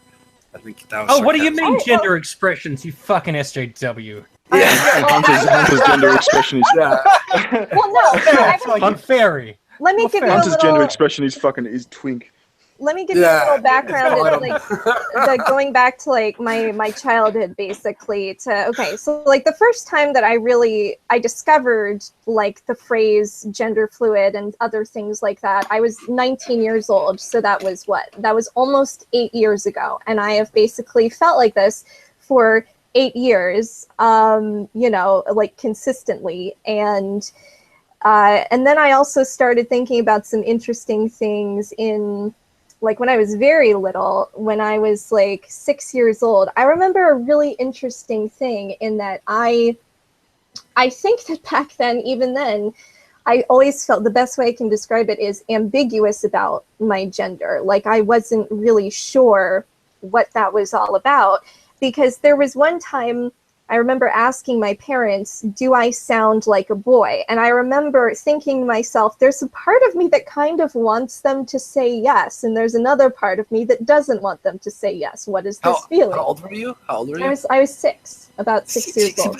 Isn't that just confusion when you're young, But that trend persisted my entire life. When I was 15 years old, I see. I remember the experience of, like, when I was hanging out with my friends, I had this moment of clarity that was really interesting. I was like, wait a second. I realized that when I'm with people that I'm really comfortable with, I guess I kind of like forget my gender, and I feel like I don't need to like feel or it's hard to explain. And then like when I was 19, I discovered these words to describe this experience, and I was like, oh my God, this describes exactly how I have felt for my entire life. And so like I've got a yeah. Sorry, okay. Oh, sorry, go ahead. I was just going to say I've got a question. Mm-hmm. When you sort of at the times when you sort of like feel more masculine, when you feel like a man, how do you know what feeling like a man feels like? Yeah, curious. Just gotta watch Die Hard or something. Yeah, well, that's the thing is that it's all very abstract, isn't it? And so it's, like you say, in those situations, I would feel like a man, but I guess like when I think about it to myself personally, I guess I don't even really like to describe it that way to myself personally. I just like to describe it in a way that I guess I feel, in a way that is considered to be more traditionally masculine on this particular day. So I suddenly like the he pronouns or something, which is weird because like for the most part, I almost never do. And I'm like, okay, well, I guess I feel this way today. And I like being called a boy or something. Actually, based on that, then, how do you feel when someone might be so confused? They're like, no, I'm not going to call you that pronoun. Like, no. Like, do you understand like for me, for example, asking these questions, do you think I'm just being transphobic, or do you think I just can't put myself in your shoes? Like, what I'm asking is, do you hate people who can't put themselves in your shoes? I don't know if I would say that. Well, some of them are more Assholes. malicious, more malicious than others. I wouldn't say that I like necessarily outright hate them, but I feel like there are some people that are more unempathetic because, you know, trying your best to get someone's pronouns correct, I don't think that hurts anybody. You know, I think there are some people, like if you have short-term memory issues or something like that and you have legitimate trouble with that, I can understand that. But I think many people are perfectly capable of doing that. And like if that person is, and like I don't tell people you know, the gender that I'm feeling that day just because, I don't know. I don't perceive, like some people are like, oh, like you just want attention and things like that. And it's like, this is, I don't know. It's just Does it like hurt one you? time. Does it hurt you when someone misgenders you? It fucking in fact, when I remember misgender you. Oh, sorry. But if you use the pronouns she and her, how can someone or does people call you him? Like, well, it's not that they've misgendered me, but like for example, there was a time when I was in high school, before I was aware of the terminology of like gender fluid and things like that, and I was trying to explain to my best friend at the time, who was a cis guy. I was trying to explain to him how it felt, and you know, I was trying to do this without being equipped with the terminology too. I didn't fully understand it myself, and I was like, I don't really feel like a woman, you know. And he was like, oh, but you look like, you know, really feminine and small and things like that. And like that irked me, because to me it was sort of like him saying that, like, just the way that I look and the way that I'm shaped, it, like, he saw that as like basically completely defining who I am, and like that kind of hurt coming from my best friend.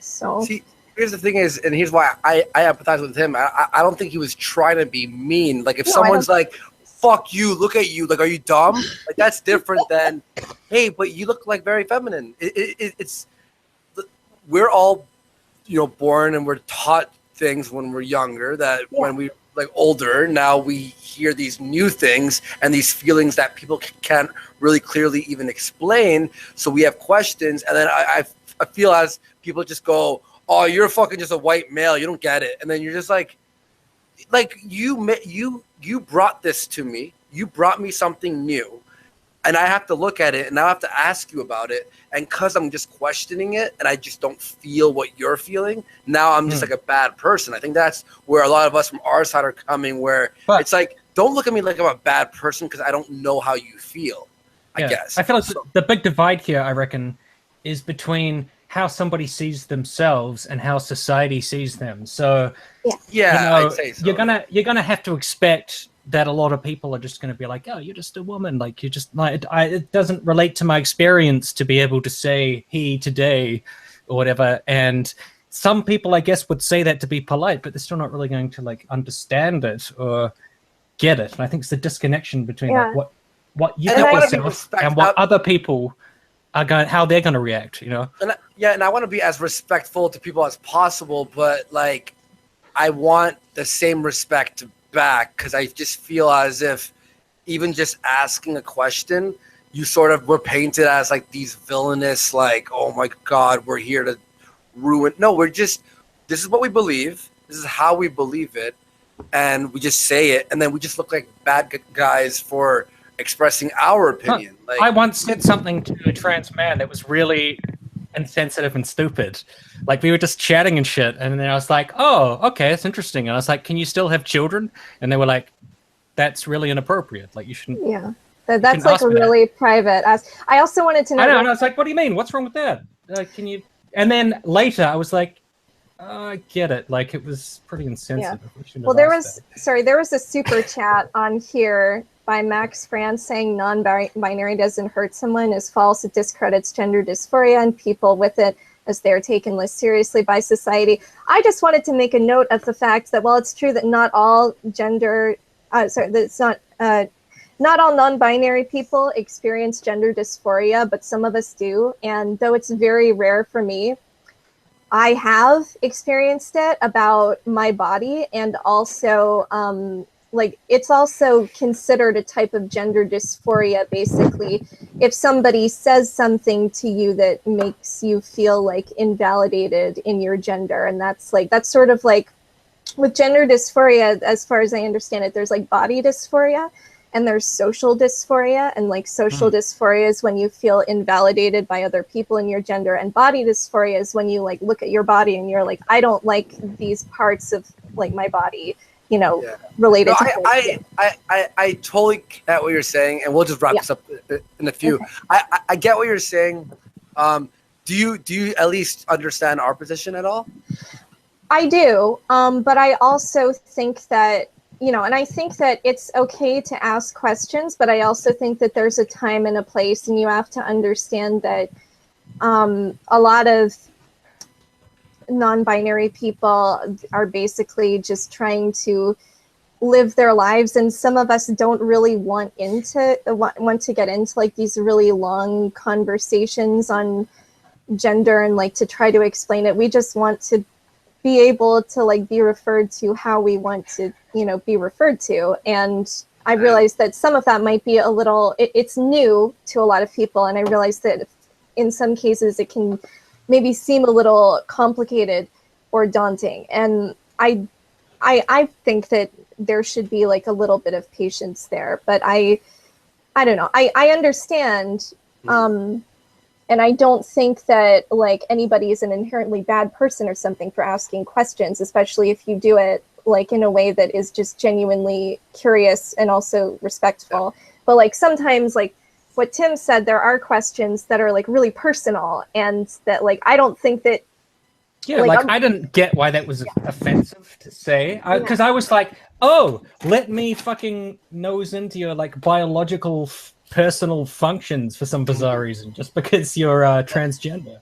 Well, I get your point there, and because it'd be like someone talking to me like, oh, so does your penis work? Like, we're like, what? Why? Why are I asking that? Well, maybe you just want to know, hey, do you have a dick? Maybe they want that. Maybe it's like, yo, I want a trans girl who still has a penis. Do you have a dick? Like, it's just questioning because I prefer that over. But that's the thing. I feel like transgender people often feel like they're being, if they come out as trans. No, they're opening themselves up to interrogation. Like it's already like for some reason it's everybody's business about their own fucking personal life and their biological function. Or like, oh, so how does it all work down there? Like, can you explain? Like, what does it look like? Can you show me a photo or something? Like, no. Like, why would I do that? Like, because I just don't understand trans people, you know. Well, you know what though? I think that I understand more than I did. So thank you for being open with that. And I think I'm hoping that you understand our point of view and don't see us as monsters. And we could all just say, fair enough. I don't know if the branding is sticking because no one said fair enough during this whole fucking conversation. Yeah, we should say fair enough way more often. Just real fast before we go, SD donated 100 times with $2 just to bash you, Tim. He said, yes, thank you. Asshole. He says, BLM domestic terrorist. I will murder a girl if she tries anything on me. He's just, it went over 100 things. There was someone who insulted you named Will Maj, who he donated $5, said he was only abusing one ex-girlfriend. He shouldn't have his whole career ruined. Tim 2017. Right. But then he said, Tim, I was just messing with you, man. It's a common meme. People do it in live streams all the time. And I think he felt bad that he insulted you. Everyone knows. Just as long as you give me money. I mean, as long as you're paying. I don't care what you say.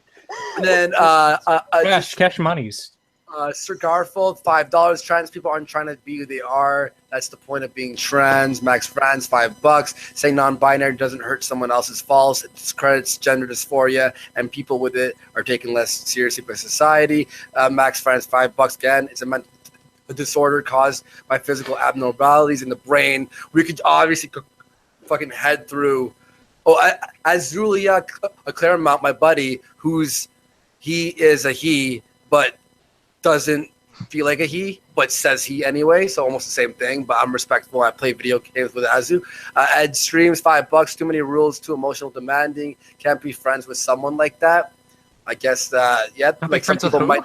Cool, well, fucking awesome. Ed is just saying that it just seems too emotionally demanding, so can't be friends with someone like that. I thought he meant this stream. I thought he was saying we were being too emotionally demanding right now. Oh no, I don't think. I think too many rules. And then Arya is a €5. Gender is neurological. It's the brain being more female or male inclined. It's deeper tastes and feelings. It's gender roles that are a construct. And there's one person, hang on, I fucking missed one guy who's like, I identify as someone who needs to have my super chat read. So I want to make sure. With a fucking, God, Misto, thank you. I mean, just so long as I've got the money to back it up, then. Oh my God. Yeah, oh, there it is. Hero Sefer, $5. The issue with pronouns in Canada is I'm forced to say things that I do not agree with, or I can go to jail. And also, Black D Dragon threw in $5 to say Andy is gay. Thank you for that. I appreciate that. Black D, I love you. And guys, I want to say thank you for being on there. This was very interesting. Everyone seems like more positive than I imagined in the chat. More than Wooly, because I guess they were all in shock when Wooly jumped on. They were really mean to her. Are you going to make a video response to Wooly? I think you've been a pussy by not doing it, man. I was going to, but I just want to say, why are you? You pretty much have to just save your self-respect. Okay, I will. You pretty much I will, Barry.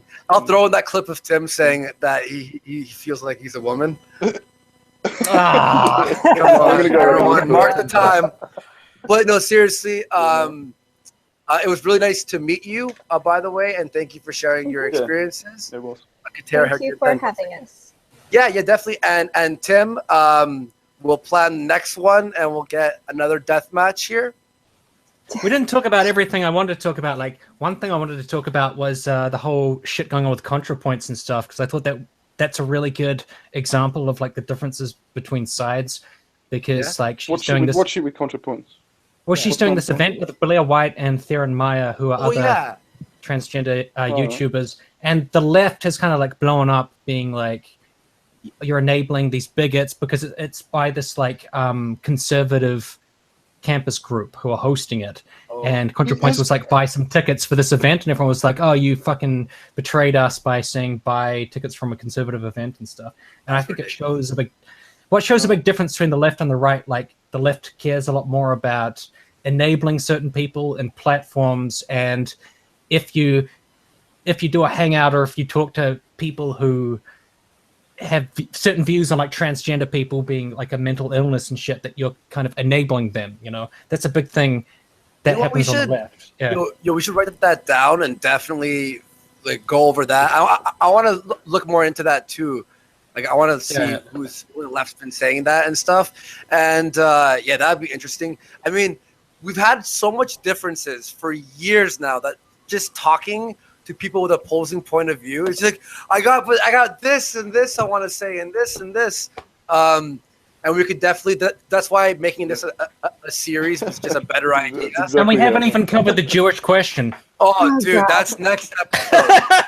I'm going to come dressed as a Jew. Seriously, everyone, thank you for donating to Tim's cat. We really appreciate that. Tim's cat will have a better urinary tract infection. It'll be healed, hopefully. Bearing, as always, it's awesome to have you on, dude. Yeah, thanks for having us. Good to chat with you guys. Yeah. Is there any last words you want to say, Bearing? You sound sleepy.